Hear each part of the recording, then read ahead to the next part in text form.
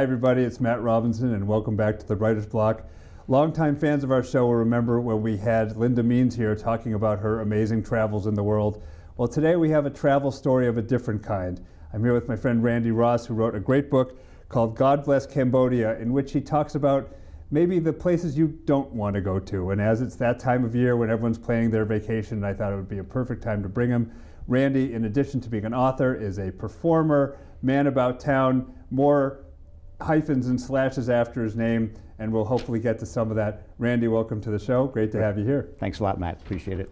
So what first inspired your travel bug, and when did you start to see that maybe it wasn't all that people cracked it up to be?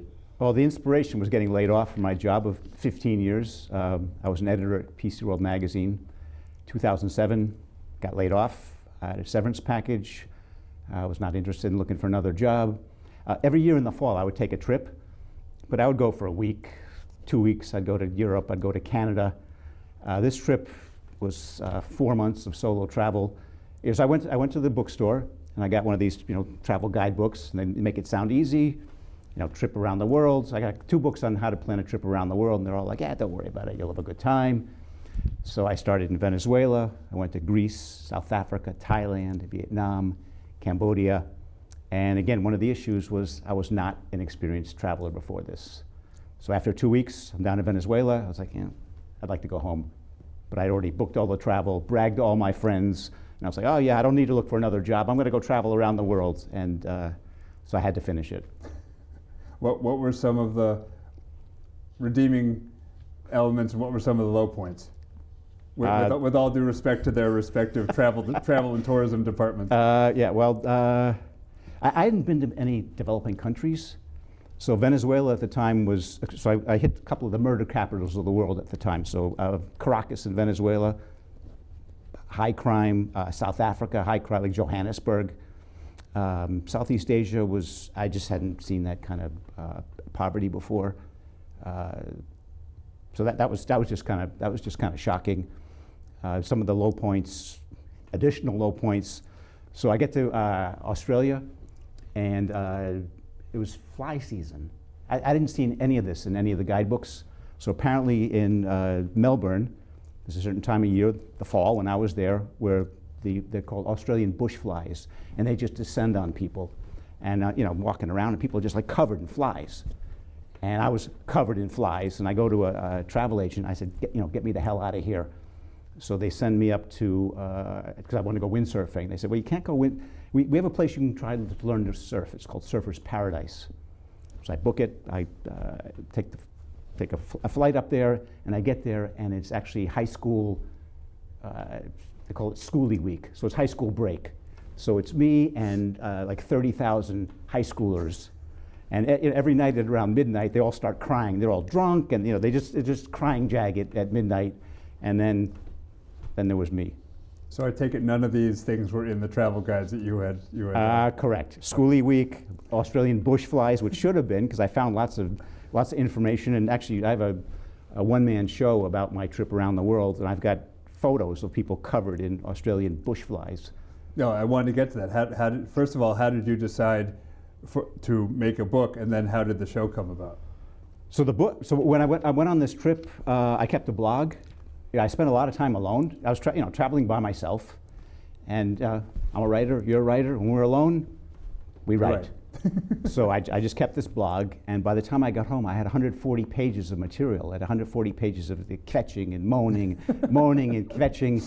And around this time, another kvetchy travel guide book, Eat, Pray, Love. That book was selling really well, so I figured, I worked for a computer magazine for 15 years. I can write a travel memoir.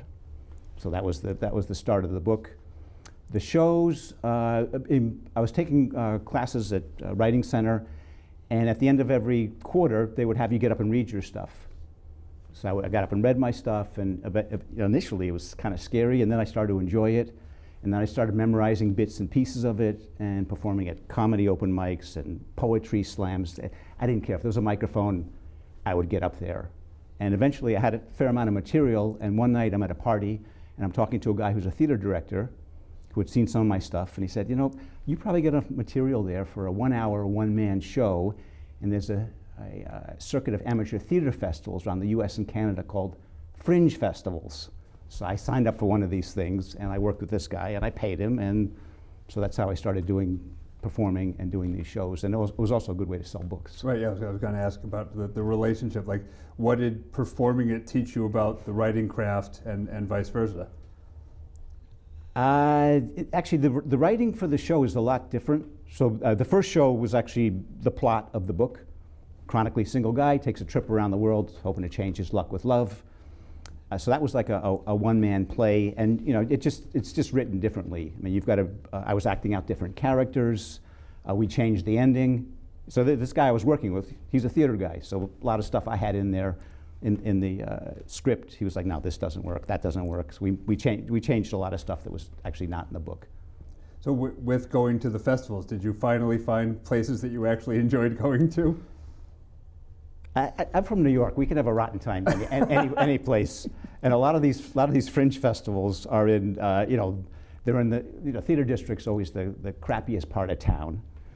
So that and the other thing is that these fringe festivals, in order to make them affordable for performers, they put you up in the community with somebody in the community volunteers to put you up. Did you meet any nice people? I bet a couple. I bet a couple people. Redeeming qualities. Yeah, this is me. This is my problem. Yeah. So one place I stayed. I'm not going to mention that it was in Ottawa. So I stayed with these people. They seemed very nice. They came and saw my show. So my stuff's a little edgy. They came to see my show, and they were totally offended. So I was staying with them for 2 weeks. Oh. So for like 3 days, we would pass each other in the hall, and they just wouldn't say anything. Is there a volume 2, like a meta volume of what you learned that yeah, actually, so this is my second novel called The Squid and the Spaceman, and there's a section in there. It's kind of all the greatest hits from all these fringe festivals. Yeah, I was wondering where that material was, because this is more about the incompatibilities between the genders. Yes. Yes. Okay. Yeah. How did you get from travel around the world to maybe more intimate travel? It just happened. I had material. I just broken up with somebody, so I had plenty of angst to write about. Is there a show in the works for this as well? Yes, actually, that's my new show, and it's called "How Much Can You Change for Someone You Love?" So it's kind of an amped up author talk. Mm-hmm. So the first half of the show, I'm acting out scenes from the book, and the second half, I'm talking about all the research I did for the book. So the title is "The Squid and the Spaceman." And that has to do with attachment theory, which is a psychological term that describes how you connect with other people, particularly in romantic relationships. And the two worst attachment styles are the squid, which is the needy one, and the spaceman, who needs a lot of space. So when they both get in a relationship, it's tough sledding. Mm. What was different in the writing process between the two books? Not much. Apparently I didn't learn anything, because the first book took 7 years and the second book took 6 years, and it was just as hard. And apparently I didn't learn anything, because it was another slog. Right, but to be fair, I mean, this one is much more kind of personal. I mean, this one you're pointing out the foibles of the world, and this one you had to look a little deeper. So it's challenging.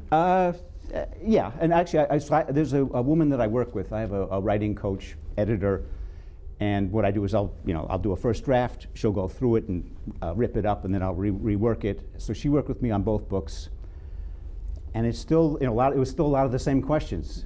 Characters are too shallow, the plot's too slow, this is too offensive, this is not funny.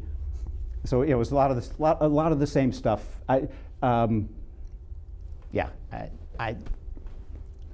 Maybe I learned. I must have learned something. I was just going to ask you what lessons you learned from the process.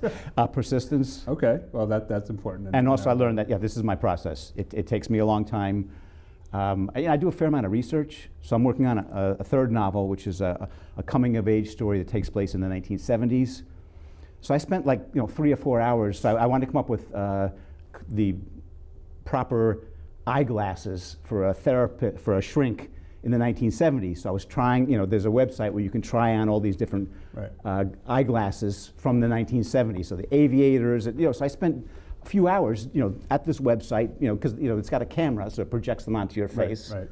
And I got a bunch of those. I took snapshots. I posted them on my Facebook page, and I asked my friends and followers, hey, which ones do you like? Because these things, they take a lot of time. Yeah, I mean, it's the backstory is important to make it authentic. Absolutely. Bingo. Yes. Yeah, you want continuity and things of that sort. Okay. How did this is something I actually talked about with Linda too, because she had started at the Chicago Tribune. How did starting as a journalist influence your other creative ventures? Well, actually, so for the blog, on the trip for my blog, so I worked at PC World. We reviewed a lot of computer products. So on the trip, I reviewed all these restaurants and places that I went to visit, and all the advice given by the guidebooks, using a lot of the same stuff that I used to review computer equipment. Did it do what it was supposed to do? What was the promise, and what was the delivery, and what were the issues, and could you get them resolved? So that part was actually useful, but actually journalism is kind of the worst training for fiction. I mean, in journalism, you want to put all the good stuff up front. In a novel, you're trying to breadcrumb people to get them to the big payoff at the end. Even the structure of paragraphs is different. When you write journalism, the topic sentence, and then there's a bunch of stuff underneath it that supports it. In a novel, you're trying to bury the topic sentence, kind of hide it in there, just give little hints.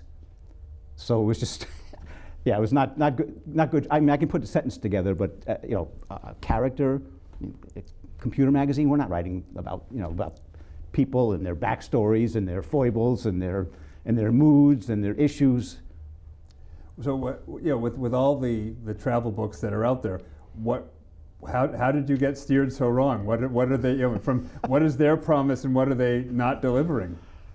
Well, one example, I was so one of the guidebooks, I'm not going to mention the name, The Lonely Planet. So I was in Phnom Penh, and so in most places, the guidebooks for inexpensive accommodations, they recommend staying at youth hostels. And in Phnom Penh, in Southeast Asia, the guidebooks recommend staying at something called a guest house. So when I heard the term guest house, I was thinking, like a bed and breakfast in Vermont, blueberry pancakes, and Persian rugs, and plush mattresses. So I get to the recommendation in Phnom Penh, and I'm not going to mention the name, the King Guest House. And I get in there, first of all, it's filthy, and there's a big rat a half-bald rat running around in the lobby. There were, windows were open. There's mosquitoes. The mosquitoes coming in. I was taking all these anti-malarial pills, and so I had to get out. I stayed there one night and had to get out of there. But yeah, so it was just wrong. I mean, there was also some of the information. These were back then they were books, so they couldn't update them that often. So, and again, the flies. There was no mention of bush flies. That seems to be, is that a running theme, the flying vermin? Flying vermin, yeah, well, it's a problem. So I guess the natural question is, we're coming to holiday time. Where do you vacation these days? What have you found that actually is good? That seems like that would be high praise. Actually, I'm a skier, so it depends on the snow, but my favorite ski areas are Big Sky. There's a place in Canada called Revelstoke, which is in the middle of nowhere. Are you a skier? I lost this to the mountain when I was 10, so I'm not the biggest fan, but I like the lifestyle, I guess. Okay, yeah, the après ski. Yeah. So the Revelstoke in Canada is fabulous. It's got the most vertical in North America, and it's like in the middle of nowhere. I like Utah, and around here, Sugarbush, Sunapee. I'll go to Wachusett early in the season. Sure. It's close. So how did you originally pick the places that led to this? I was a beginner intermediate windsurfer, and every, in the fall, off season, just 1 or 2 weeks off season, I would go windsurfing. So I'd been to Corsica. I'd been to a couple other windsurfing spots, and the first thing I started off was, okay, where are these world famous windsurfing spots? So one of them is in Venezuela, off the coast of Venezuela, called Margarita Island. So I booked there. Another famous spot is Carpathos, which is a Greek island. So okay, Venezuela, Greece. Okay, and then South Africa is supposed to be great windsurfing. So I was kind of halfway around the world anyway. And guys of a certain age got to go to Vietnam, got to see what's going on there. So I was there, so I figured I might as well just finish it. So was there any good? Did you find any good windsurfing? Yeah, Venezuela. Without high school students? Yeah, Venezuela was fabulous. Okay. So I was a beginner intermediate windsurfer, so the winds are 15, 20 miles an hour. I was fine. So I get to Carpathos in Greece, and expecting same thing, 15, 20 miles an hour, and I get there, the winds are 30, 35 miles an hour. I can't stay on the windsurfer. They yanked me off the adult beach and brought me down to the kiddie beach, and the winds were still 30, 35 miles an hour, so I didn't stay on the windsurfer. I couldn't stay on the windsurfer. Caught a cold. I guess you had to put your story somewhere. Yeah. And then South Africa, I was okay. We'll try winds because I was carrying all this gear. So it was one backpack, but I had windsurfing belt and all this other gear. So I was okay. We'll try South Africa, and I get down to South Africa, and I'm in Cape Town, and I'm thumbing through the travel literature, trying to figure, okay, when am I going to go windsurfing? And I noticed in the travel literature, they were offering the same activity in the same waters as windsurfing. This activity was called shark cage diving. So there's lots of great white sharks in South Africa. So I was like, yeah, I'm not windsurfing. I'm done windsurfing. But you hadn't seen any of these things ahead of time, apparently. No. Well, it makes for great reading. Yeah, I mean, there's only so much planning you can do. Because I read all kinds of stuff. I was reading on the state, because if you read enough stuff, you'll never go. Right. Because I was reading all this stuff on the State Department on diseases and crime, and I mean, by the time I got to Bangkok, I'd read all this stuff about people getting their backpacks slashed in the train station and people stealing. I was terrified, and nothing happened. I was not a victim of crime. I never got robbed. So there's that. Yeah, didn't happen. That's the ray of light in yes, all of this. Yes. So as far as the book you're working on now, how did you choose the era and the storyline? Well, actually, because first of all, the 1970s was like one of the darkest decades we've ever. If people think things are bad now, if you look at the 1970s, inflation, unemployment, they were both around 10%. There were oil shocks. The price of oil tripled in 1973. I remember people were lined. There were lines to get gas. I don't know if you remember this. Yep. And if your license plate had an odd number, you can only get gas on odd days. You had a president that resigned. You had the other thing. The 1970s were also the golden age of serial killers. So you had this guy, John Wayne Gacy, that was raping and killing young boys. You had Ted Bundy that was raping and killing young women. There were a bunch of other ones running around. So the crime, New York City almost went bankrupt. Cleveland did go bankrupt. The garbage all over. I lived outside New York City. I didn't know all this stuff, but I could see my parents were upset about it. My father lost his business. Yeah, it was a horror show. Tough time. So it was like perfect for a story, and also, it was kind of backstory for. I have the same characters, they're just much younger. Oh, I see, okay. So the characters in this book are also in this book. I see. And are they semi-autobiographical, safe to say, or not so much? Yeah, the main character is based loosely on me, but I mean, I didn't have an older stepsister, but okay. she's in there. So that you kind of created characters too? Yeah, I had to create parents, because my parents were actually pretty nice. That's not that interesting. So I had to come up with parents and problems, and so that's. So what is the arc of the story? Where does the coming of age happen, and where just what are the broad strokes? Not to give too much away. Well, we have there's drug problems, there's mental hospitals, there's so the arc is somebody working their way through all this stuff. Mm. And coming of age means you suddenly realize that you're not a little kid and life is not all bunny rabbits and balloons. It's right. Once you're going to be leaving home soon, and it's a little rough out there, and mommy and daddy are not going to be there to catch you. Oh, because mommy and daddy were created, so they're not there. Well, that too. All right. What are some other ideas that are percolating? As writers, we always have too many ideas and not enough time. So okay. So I've gone through. This book's the 70s, so I'm thinking of doing the 80s was another interesting time. Mm-hmm. I was in college from 78 to 82, and my freshman year, the movie Animal House had just come out. I went to the University of Vermont, which is a big party school, so everybody wanted to be in a fraternity. So the whole culture in college was much different than it is now. Mm. Also, the recession continued through the early 80s. Interest rate, I had a money market fund and was getting 18% interest in like 1981 or 1982. So and there were no jobs. I got out of college. It took me 6 months to find a job. So there's plenty of material in your life. Plenty of material there. Any happy stories? Oh, they're all happy stories. Okay, all right. Well, you got home safely. I guess Yes, that's the happy ending. That's it. Oh, I got a book deal. And you got a book deal, yeah, Yeah, and you got your show and you're meeting people, and Yeah. we had to have you on our show, which is our happy story. So, Ah, well, thank you. So thank you for coming. The books are great, and the show is terrific. So is it randyross.com? RandyRossMedia.com. RandyRossMedia.com. Thank you. Yeah. So look out for that, and look out for us on the next edition of the Writer's Block.